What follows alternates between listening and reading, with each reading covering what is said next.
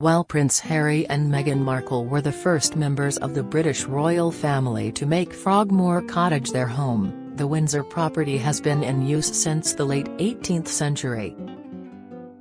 It was built as a retreat for a queen consort and her daughters, but later became a home to a beloved aide, a nursery for future kings and a place of refuge for an almost destitute royal. However, the Duke and Duchess are not the first to be evicted from their home, with figures of the past also being forced to vacate the comforts of their royal residence. Here, Express.co.uk takes a look back at previous royal evictions and how they may foreshadow the Sussexes' fate. Scrubbed from history in October 1893, Queen Victoria offered Frogmore Cottage to her Indian secretary, Abdul Karim, who had served the monarch for 6 years and become her firm favourite. Victoria developed a maternal affection for her secretary, whom she called Moonchi, and often signed off her letters to him as your affectionate mother, VRI, or your truly devoted and fond loving mother, VRI. Victoria had allowed Abdul to decorate the home how he liked, according to Shrabani Basu, whose 2010 book Victoria and Abdul, The True Story of the Queen's Closest Confidant inspired the film starring Judi Dench in 2017. I imagine it was very beautiful and he filled it with beautiful objects he was given by European royalty, she said. I'm sure it was full of exotic things. Ms. Basu added, she would bring European royalty with her to visit. They would often go there for tea and meet the Moonchi and his wife. Her diaries are full of mentions of meeting the Moonchi and his wife for tea.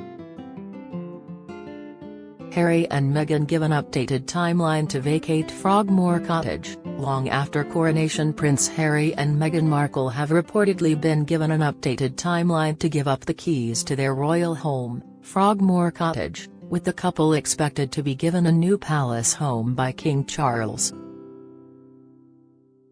While the Sussexes must leave their previous residence within weeks, the America-based couple could be offered Prince Andrew's old suite in Buckingham Palace. Abdul lived in the cottage with his family for less than 10 years.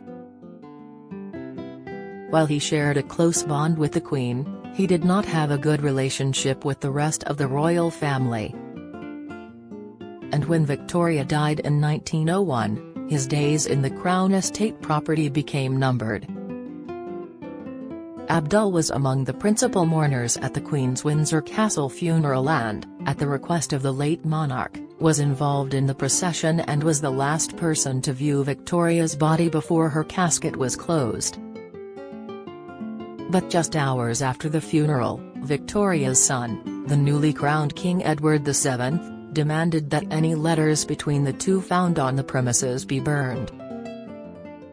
According to the Smithsonian, Edward VII sent guards into the cottage Karim shared with his wife, seizing all letters from the Queen and burning them on the spot.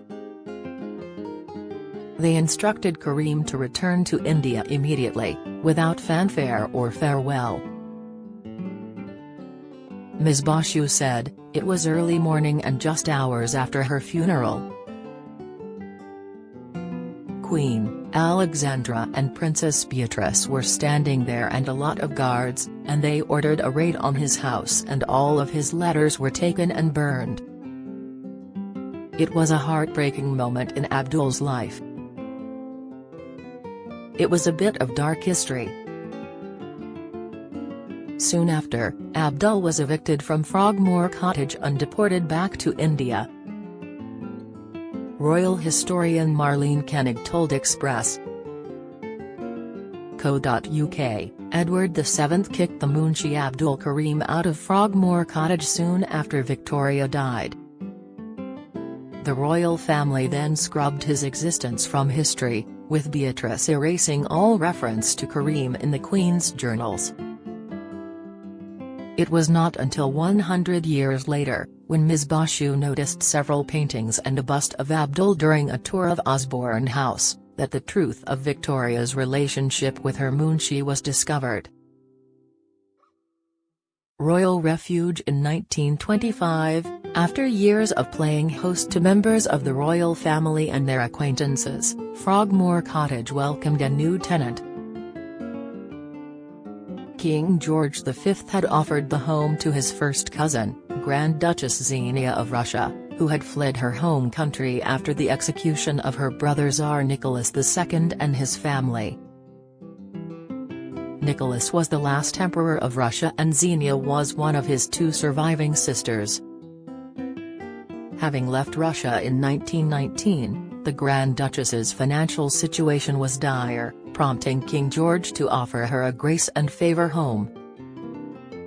She sent a letter to her cousin, expressing her gratitude for his kindness. "Really, Georgie, it is too good and kind of you." Xenia lived at the cottage which, at the time, had around 23 rooms but only one toilet, with several of her sons and their families. When the home became too crowded, the family were offered Home Park Cottage, which stood opposite the family's home, as an overflow property.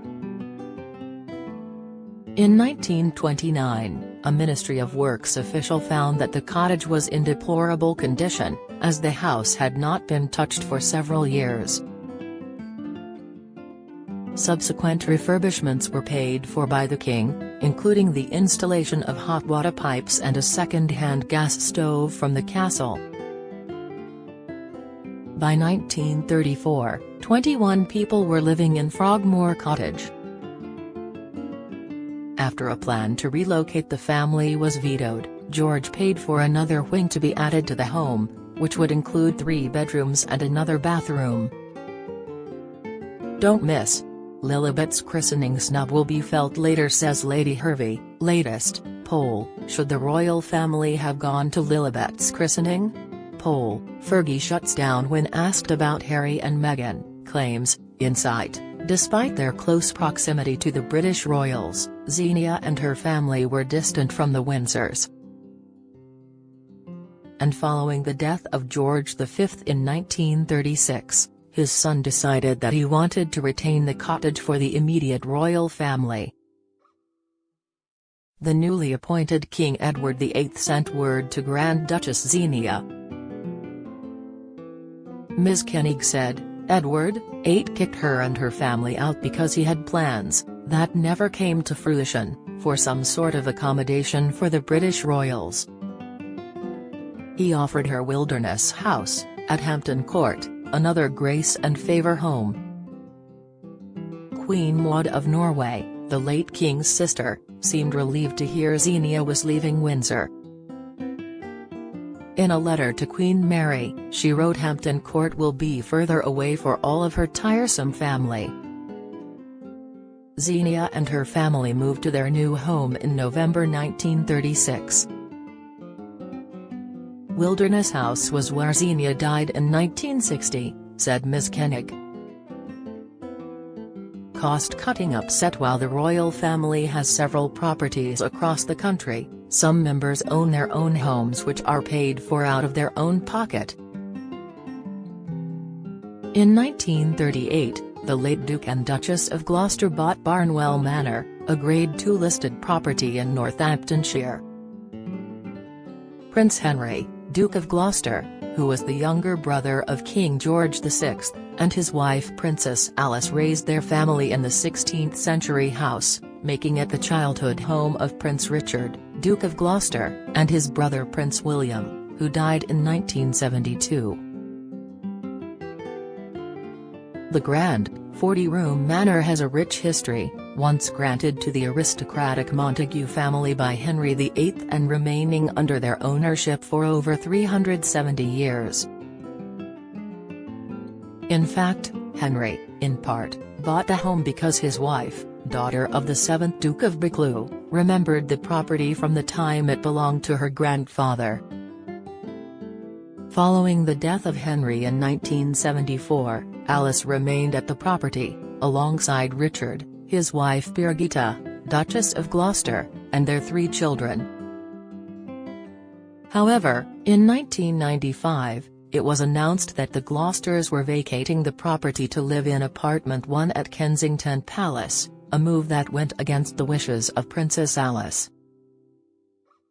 While Richard and his family had been spending most of their time at Kensington Palace, and only travelled to Barnwell on the weekends, Alice had continued to live at the historic manor. Reports at the time claimed Alice, then 93, was upset at the prospect of leaving the home. Richard's private secretary Major Nicholas Barnes said, "This is not an overnight decision, it's basically for financial reasons. The savings will come because the staff around the house will exist no more. There will be no wages to pay anymore." A close aide of the Duke added, "Everyone is upset they are moving out of their family home after 54 years. Ms. Koenig described Barnwell Manor as Alice's beloved home, and explained that, while the princess was not evicted, she had to leave against her will. The Duke and Duchess of Gloucester took his mum, Princess Alice, from her beloved home because he couldn't afford the maintenance, the historian explained. Alice did not want to leave Barnwell, but had to join her son at Kensington Palace while her old home was rented out. She added, "It's not really an eviction, but it's an example of the royal purse not covering all of its members, and their properties. And royals ultimately having to leave their loved homes." Before news of the move emerged, Alice saw her £87,000 annual allowance from the monarch replaced by a discretionary award, a result of a change to the civil list. Meanwhile, the Duke of Gloucester, a working member of the firm, was receiving £175,000 a year. Given their royal duties, Richard and Birgitta were not required to pay rent on their London apartment, but did cover the maintenance of the 4-bed property. They have to pay for their upkeep at Kensington Palace, and when you are trying to maintain 2 homes, it does cause problems, said Major Barnes. Princess Alice was 93 on Christmas Day and she is moving to Kensington Palace, where she has her own rooms, to join her son and daughter-in-law and grandchildren. The farm at Barnwell will still be maintained and they will have very close contacts with the estate. The manor was subsequently rented out and has, in recent years, been occupied by Windsor House Antiques. Now, however, the home is under offer, 5 months after being put on the market for £4.75 million, according to the Savills website. Princess Alice, the Dowager Duchess, died at Kensington Palace in 2004, aged 102. Richard and Birgitta have since moved to a smaller property on the palace grounds. It is understood that they will maintain their connection to Barnwell Manor.